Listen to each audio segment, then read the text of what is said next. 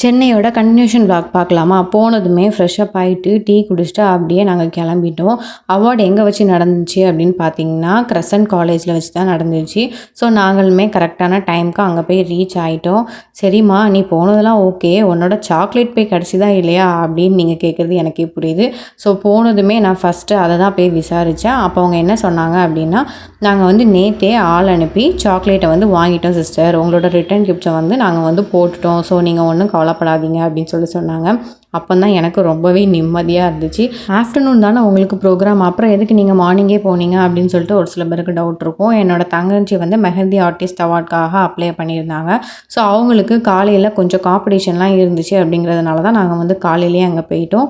And நாங்கள் போன கொஞ்ச நேரத்தில் ப்ரோக்ராமும் ஸ்டார்ட் ஆகிட்டு ஃபைசல் தான் இதை ஹோஸ்ட் பண்ணியிருந்தாங்க. ரியா சிஸ்டர் இன்வைட் பண்ணதுக்கப்புறம் ரியா சிஸ்டருமே வந்துட்டாங்க. அவங்க வந்ததுக்கப்புறம் mehndi and makeup competition start ஆகிடுச்சு. மெஹந்திக்கு 1 hour 15 minutes கிட்ட டைம் கொடுத்துருந்தாங்க. அவங்க கொடுத்துருக்க தலைப்பில் அவங்க மெஹந்தி போட்டு முடிக்கிறதுக்கு.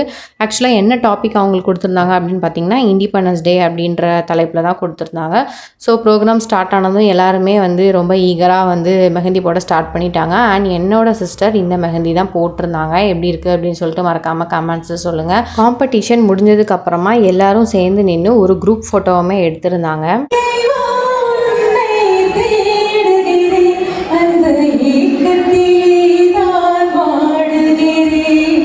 சிங்கர் ரஹிமா வந்திருந்தாங்க. அவங்களையுமே ஒரு பாட்டு பாட சொல்லியிருந்தாங்க. ரொம்ப நல்லா இருந்துச்சு அவங்களோட சாங்.